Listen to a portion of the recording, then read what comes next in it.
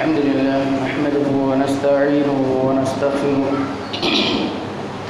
ونعوذ بالله من شرور أنفسنا ومن سيئات أعمالنا من يهده الله فلا مضل له ومن يضلل فلا هادي له أشهد أن لا إله إلا الله وحده لا شريك له أشهد أن محمدا عبده ورسوله وما بعد فإن خير الحديث كتاب الله وخير الهدي هدي محمد صلى الله عليه وسلم وشر الأمور محدثاتها وكل محدثة بدعة وكل بدعة ضلالة وكل ضلالة في النار. حاضرین جمعہ، تمام قسم کی تعریفات کے لیے بڑائی اللہ وحدہ لا شریک خالق کائنات اور مالک ارض و سما کے لیے. بعد وانگی درود و سلام نازل ہوں تمام انبیاء کرام پر اور خصوصاً اللہ کے آخری نبی جناب محمد رسول اللہ صلی اللہ علیہ وسلم پر. حضرات، جیسا کہ ہمیں معلوم ہے کہ رمضان المبارک کا بہت ہی اہم مہینہ چل رہا ہے اور اس کا تقریباً 2/3 حصہ گزر چکا ہے اور بہت جلد ہی یہ رمضان المبارک کا مہینہ ہم سے رخصت ہو جائے گا. رمضان سے پہلے جو خطبہ شروع ہوا تھا اس میں نے ایک حدیث آپ کو سنائی تھی. اللہ کے نبی صلی اللہ علیہ وسلم نے فرمایا تھا کہ وہ شخص ہلاک ہو، وہ شخص برباد ہو، وہ شخص اللہ کی رحمت سے دور ہو جو رمضان المبارک کا مہینہ پائے اور اس مہینے میں عبادت کر کے اللہ کے سامنے رو کر کے گڑ گڑا کر کے اپنے آپ کو معاف نہ کرا سکے، اپنے آپ کو جہنم کے عذاب سے آزاد نہ کرا سکے، تو ایسا شخص سب سے بڑا محروم بھی ہے اور اللہ کے نبی صلی اللہ علیہ وسلم کی اس دعا کا حقدار بھی ہے. چنانچہ یہ مہینہ گزرنے سے پہلے ہمیں چاہیے کہ ہم ہر قسم کے گناہ سے توبہ کر لیں، ہر قسم کے گناہ سے اپنے آپ کو پاک کر لیں. چاہے ہم جو بھی گناہ کرتے ہیں، ہم نے چھوٹے گناہ کیے ہیں ان سے بھی توبہ کر لیں، بڑے گناہ کیے ہیں ان سے بھی توبہ کر لیں، کیونکہ اللہ کے نبی جناب محمد رسول اللہ صلی اللہ علیہ وسلم نے فرمایا، ترمذی شریف کی 3499 نمبر کی روایت ہے، کل بنی آدم خطاؤون وخیر الخطائین توابون، کہ انبیاء کے علاوہ جتنے بھی بنی آدم ہیں سب کے سب خطا کار ہیں، سب کے سب گناہ گار ہیں، سب کے سب سیاہ کار ہیں. ہر ایک سے گناہ ہوتا ہے، ہر ایک سے غلطی ہوتی ہے، لیکن غلطی ہو جانے کے بعد جو توبہ کر لیتے ہیں، جو مغفرت کروا لیتے ہیں، جو اللہ کے سامنے روتے ہیں، ندامت کا اظہار کرتے ہیں، اللہ ہم سے غلطی ہوئی ہے اور تو بہت معاف کرنے والا ہے، ایسے گناہ گار سب سے بہترین خطا کار ہیں. غلطی ہر ایک سے ہو جاتی ہے، غلطی ہو جانا کوئی بڑا جرم نہیں ہے، لیکن غلطیوں پر اصرار کرنا، ڈٹے رہنا، ان کی معافی تلافی نہ کروانا، یہ بہت بڑا جرم ہے. اسی طرح سے بخاری شریف کی 6308 نمبر کی روایت ہے، عبداللہ بن مسعود رضی اللہ تعالیٰ عنہ کہتے ہیں، ان المؤمن یرى ذنوبه كأنه قائد تحت جبل يخاف ان يقع عليه، کہ مومن کا معاملہ یہ ہوتا ہے کہ مومن سے اگر کوئی گناہ ہو جائے، کوئی غلطی ہو جائے، تو وہ اس گناہ کو اس طرح سے دیکھتا ہے گویا کہ وہ ایک پہاڑ کے نیچے بیٹھا ہے اور وہ پہاڑ اس کے اوپر گرا چاہتا ہے، وہ پہاڑ اس کے اوپر گرنے والا ہے. اس طرح سے اپنے گناہ کو تصور کرتا ہے، یعنی میں نے بہت بڑا گناہ کر دیا، بہت بڑی غلطی کر دی، کب میرے اوپر اللہ کا عذاب آ جائے، کب یہ چھت میرے اوپر ٹوٹ کے گر پڑے. اس طرح سے مومن تصور کرتا ہے اور فوراً اللہ کی جناب میں توبہ کرتا ہے. لیکن جو فاجر ہوتا ہے، جو فاسق ہو جاتا ہے، جس کو گناہ کا احساس نہیں ہوتا، جسے گناہ کی قباحت معلوم نہیں ہوتی، جس کے سینے میں اللہ کا ڈر نہیں ہوتا، وہ کیا کرتا ہے، یرا ذنوبہ کذباب مر علی انفہ فقال بی ہکذا، وہ اس طرح سے گناہ کو سمجھتا ہے جس طرح سے ایک مکھی آ کر کے اس کی ناک پر بیٹھی اور اس نے بس ایسے یوں اڑا دیا. بس اس کو گناہ سمجھ، یعنی گناہ کو کوئی وقت نہیں دیتا، کوئی حیثیت نہیں دیتا، وہ سمجھتے نہیں کہ میں کچھ غلط کر رہا ہوں، بس وہ معمولی سمجھ کر کے آگے بڑھتا رہتا ہے اور گناہوں کی دلدل میں پڑا رہتا ہے۔ آج ہم کفر و شرک میں ڈوبے ہوئے ہیں، آج ہم بدعات میں ڈوبے ہوئے ہیں، آج ہم سودی لین دین میں ڈوبے ہوئے ہیں، آج ہم زناکاری اور بدکاری میں ڈوبے ہوئے ہیں، آج ہم فحاشی اور عریانیت کا ننگا ناچ کر رہے ہیں، آج ہم رمضان جیسے مبارک مہینے میں بھی دوسروں کو تکلیف دینے میں لگے ہوئے ہیں، آج ہم رمضان جیسے مہینے کی برکات کو سمیٹنے کی بجائے میوزک سے خود کو بھی نقصان پہنچا رہے ہیں اور دوسروں کو بھی نقصان پہنچا رہے ہیں۔ آج ہمارے اوپر جو حالات ہیں، اللہ تعالیٰ نے فرمایا ظہر الفساد فی البر والبحر بما کسبت ایدی الناس، زمین کے اندر فتنہ پیدا ہو گیا، فساد پیدا ہو گیا، لوگوں کے اعمال کی وجہ سے، لوگوں کی کرتوتوں کی وجہ سے۔ آج جگہ جگہ مسلمانوں کو ستایا جا رہا ہے، آج جگہ جگہ مسلمانوں کو مارا جا رہا ہے، آج جگہ جگہ مسلمانوں کے خلاف سازشیں کی جا رہی ہیں۔ اس کی سب سے بڑی وجہ کیا ہے؟ اس کی بڑی وجہ یہ ہے کہ ہم مسلمان ہی نہیں ہیں، ہم اللہ والے ہی نہیں ہیں، ہم نے اللہ کا مقام دوسروں کو دے رکھا ہے، ہم نے نبی کا مقام نبی کے علاوہ ان سے نیچے لوگوں کو دے رکھا ہے۔ ہماری نظر میں اللہ کا کوئی مقام نہیں، ہمارے یہاں دین کے اعتبار سے پیارے نبی کا کوئی مقام نہیں۔ بات چلے گی تو غیر اللہ کی چلے گی، بات چلے گی تو بابا کی چلے گی، بات چلے گی تو پیر صاحب کی چلے گی، دین چلے گا تو امام صاحب کا چلے گا، فلانے صاحب کا چلے گا، اور نہیں چلے گا تو اللہ کا نہیں چلے گا، دین کا نہیں چلے گا، پیارے نبی کا نہیں چلے گا۔ تو اللہ کے نبی صلی اللہ علیہ وسلم نے فرمایا تھا من کان للہ کان اللہ لہ، کہ جو اللہ کا ہو گیا اللہ اس کا ہو گیا۔ آج ہم اللہ کے نہیں تو اللہ ہمارا کیسے ہو سکتا ہے؟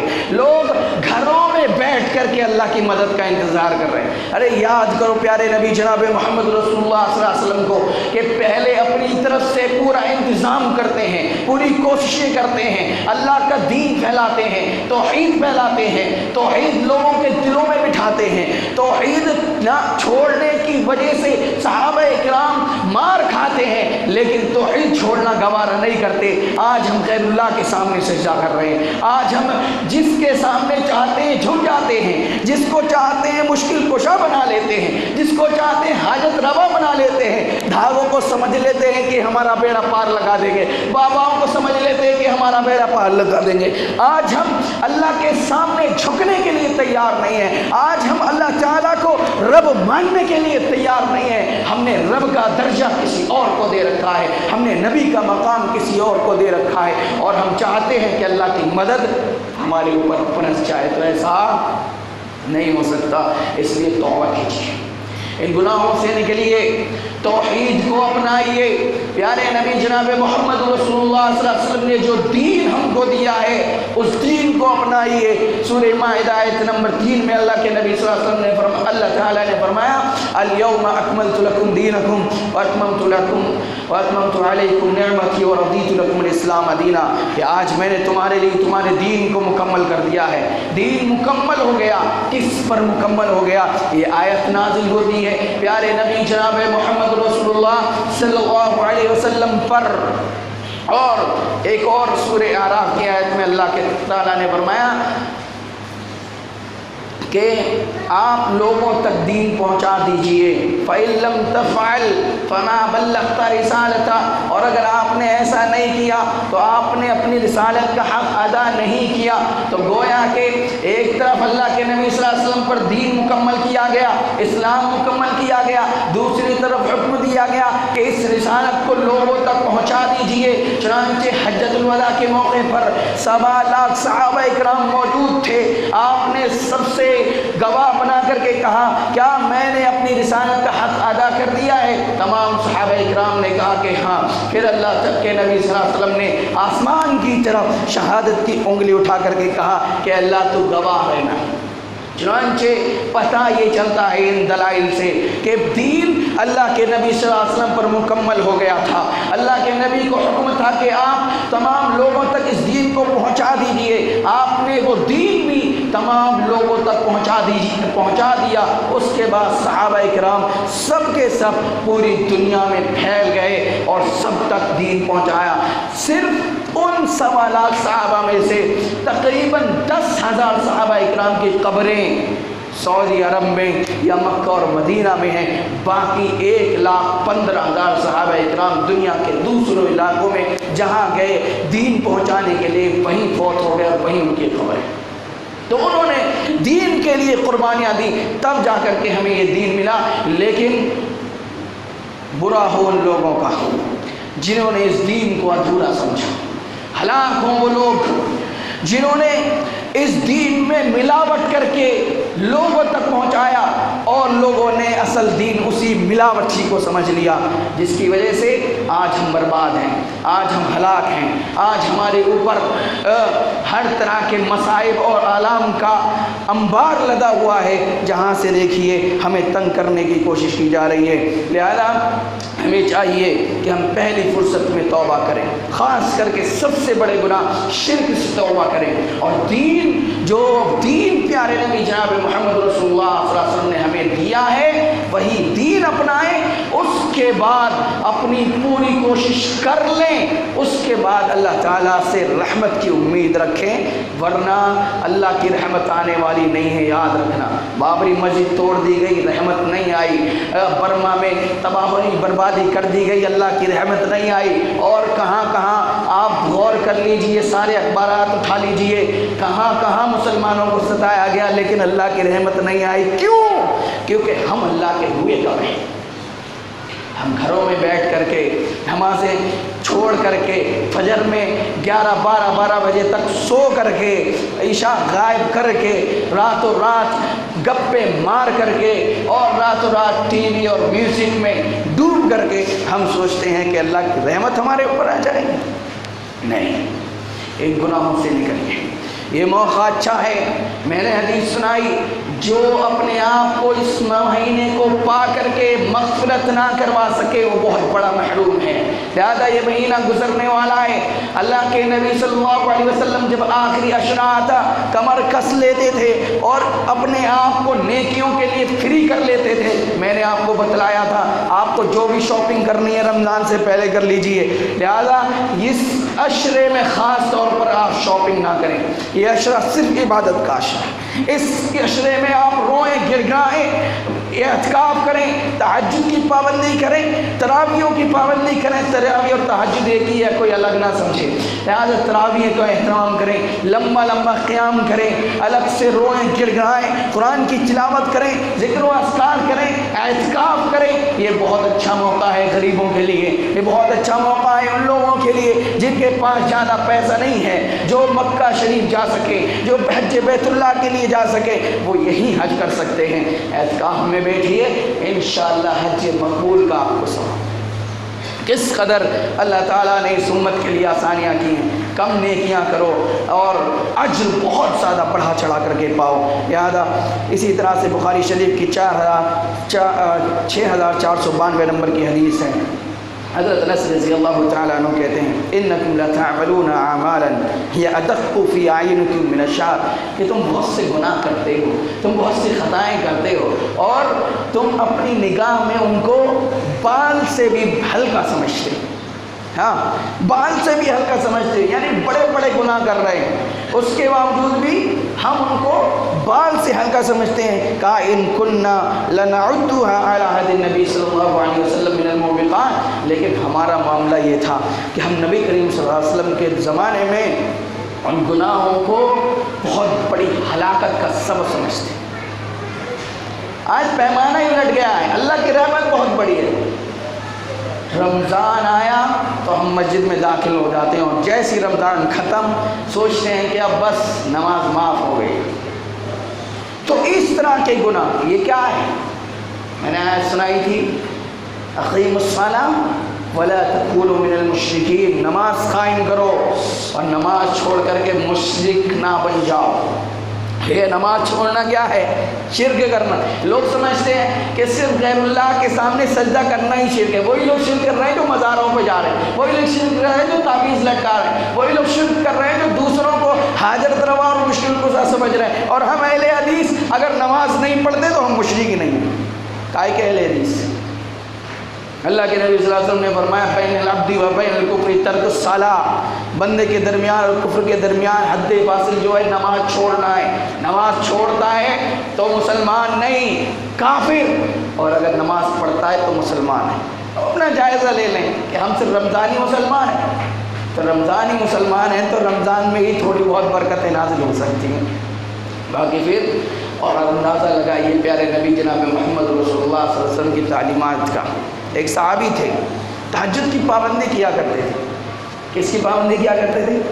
تہجد کی پابندی، فرض نماز کی بات نہیں چل رہی۔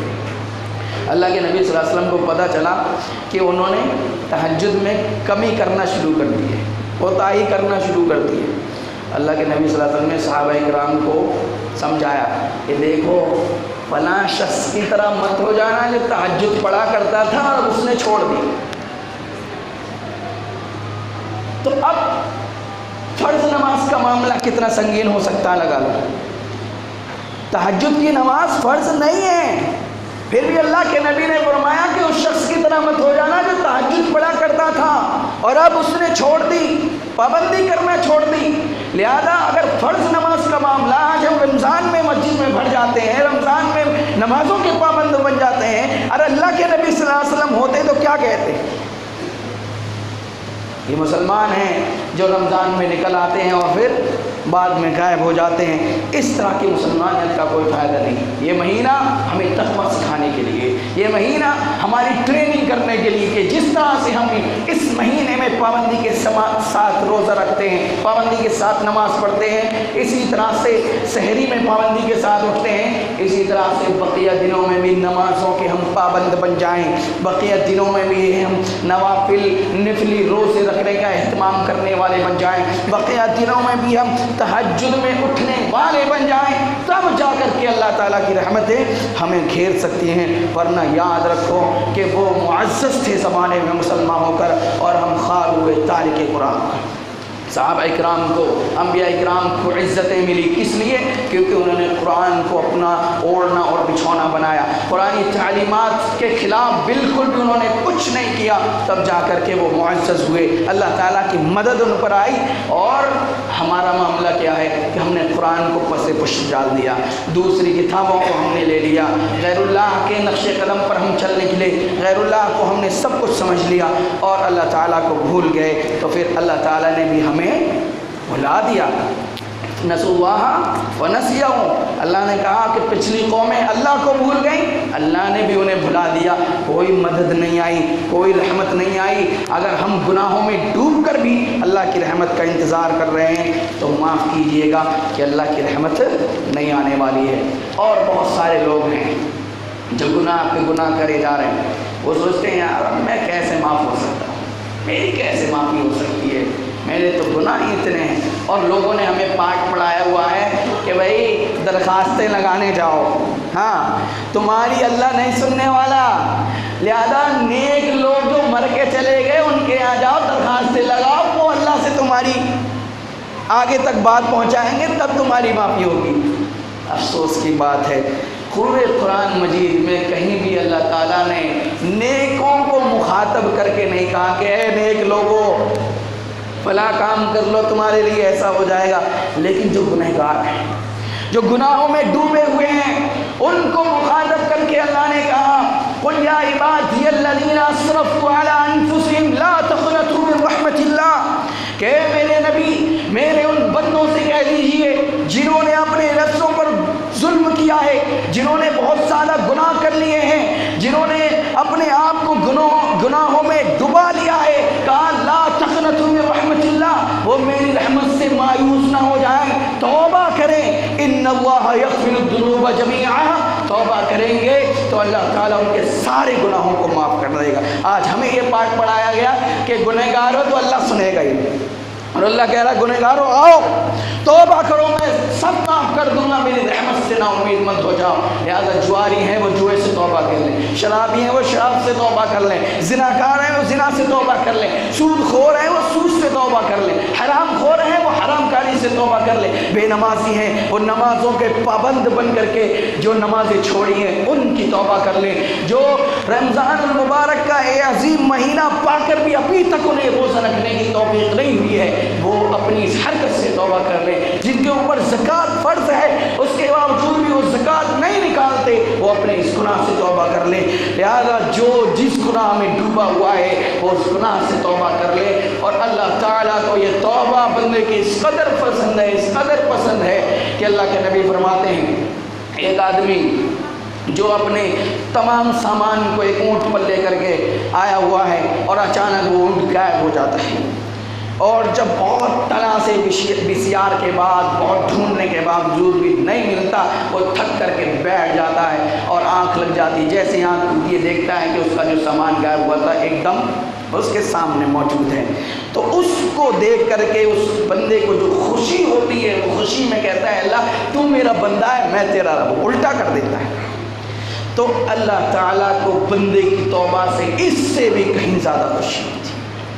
لہذا ہم توبہ کریں، استغفار کریں، اللہ تعالیٰ ہمارے تمام گناہوں کو ضرور معاف کرے گا۔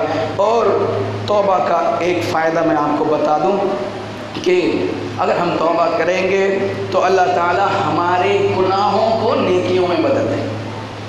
اللہ اکبر، یعنی گناہ صرف مٹائے گا نہیں بلکہ گناہوں کو نیکیوں میں بدل دے گا۔ اسی طرح سے اللہ تعالیٰ کے ہم محبوب ترین بندے بن جائیں گے، اللہ تعالیٰ ہمارے دل کو ایک دم پاک و صاف کر دے گا، اور اللہ تعالیٰ اپنے عذاب کو روک دے گا، کیونکہ اللہ نے فرمایا وَمَا كَانَ اللَّهُ مُعَذِّبَهُمْ وَهُمْ يَسْتَغْفِرُونَ، جو لوگ استغفار کرتے رہتے ہیں، توبہ کرتے رہتے ہیں، اللہ ان پر عذاب نازل نہیں کرتا۔ لہذا یہ عذاب جو پھیل رہا ہے نا، یہ اس کی چپیٹ میں کوئی بھی کبھی بھی آ سکتا ہے، لہذا اس سے بچنے کا ایک طریقہ کیا ہے؟ توبہ، سچی توبہ، یہ نہیں کہ گناہ بھی کرنے کا ارادہ ہے اور توبہ بھی کر رہے ہیں، بالکل گناہ چھوڑ دیجئے، ندامت کیجئے، افسوس کیجئے کہ میں غلطی پہ ہوں، اور آئندہ نہ کرنے کا پختہ ارادہ کیجئے، تب جا کر کے آپ کی سچی توبہ ہوگی۔ اور پھر توبہ ہوگی تو پھر اللہ تعالیٰ فَقُلْتُ اسْتَغْفِرُوا رَبَّكُمْ إِنَّهُ كَانَ غَفَّارًا يُرْسِلِ السَّمَاءَ عَلَيْكُم مِّدْرَارًا، اللہ تعالیٰ آسمان سے تمہارے اوپر رحمت نازل کرے گا۔ وَيُمْدِدْكُم بِأَمْوَالٍ وَبَنِينَ، مال چاہیے اللہ تمہیں مال بھی دے گا، اولاد چاہیے اللہ تمہیں اولاد بھی دے گا۔ وَيَجْعَلْ لَكُمْ جَنَّاتٍ وَيَجْعَلْ لَكُمْ أَنْهَارًا، تمہارے کھانے پینے کا بھی بہترین انتظام کرے گا اور نہریں جاری کرے گا، باغات پیدا کرے گا۔ یہ صرف توبہ کے نتیجے میں ہمیں مل سکتا ہے، لہذا وقت اجازت نہیں دیتا، انشاءاللہ بلکہ گفتگو آئندہ ہوگی۔ اللہ تعالیٰ سے دعا ہے کہ اللہ تعالیٰ ہمیں اس رمضان المبارک کے آخری عشرے میں خاص طور پر توبہ کا اہتمام کرنے کی توفیق عطا فرما۔ اے اللہ ہمیں ہر قسم کے گناہوں سے نکلنے کی توفیق عطا فرما۔ اے اللہ ہمیں شرک اور بدعات سے نکلنے کی توفیق عطا فرما۔ اے اللہ تمام مسلمانوں کو ایسا بنا دے، کیونکہ اللہ کے نبی نے فرمایا من سلم المسلمون من لسانی و یدی، کہ مسلمان وہی ہے جس کی زبان سے اور اس کے ہاتھ سے دوسرے مسلمان محفوظ رہیں۔ آج ہم لاؤڈ اسپیکر بجا کر کے، میوزک بجا کر کے دوسروں کی نیندیں حرام کر رہے ہیں، اور انہی طریقوں کو دیکھ کر کے غیروں کو بھی نئے نئے طریقے سجائی دے رہے ہیں ہمیں تنگ کرنے کے۔ لہذا ہمیں چاہیے کہ ہم اس طرح کے طریقوں سے نکلیں جو نبی کے خلاف ہیں، جو شریعت کے خلاف ہیں، جو قرآن اور حدیث کے خلاف ہیں، جو اسلام کے خلاف ہیں۔ آج مصیبتیں جو ہیں وہ انہی وجہ سے ہیں۔ اللہ تعالیٰ ہمیں ہر قسم کے گناہوں سے نکلنے کی توفیق عطا فرمائے۔ اے اللہ تو ہمیں اس عشرے میں راتوں کو جگ کر کے 1000 رات والی رات، 1000 مہینوں سے افضل عبادت والی رات نصیب فرما۔ اے اللہ ہمیں اس رات کو تلاش کرنے کی توفیق عطا فرما۔ اے اللہ ہمیں اس عشرے میں اعتکاف کرنے کی توفیق عطا فرما۔ اے اللہ تو ہماری تمام چھوٹی بڑی نیکیوں کو قبول فرما، ہمارے ہر قسم کے گناہوں کو معاف فرما، ہمارے ہر قسم کے گناہوں کو نیکیوں میں تبدیل فرما دے۔ اے اللہ جب تک تو ہمیں اس دنیا میں زندہ رکھ، ایمان کے ساتھ زندہ رکھ، اور جب ہمارا خاتمہ ہو تو ایمان پر آمین۔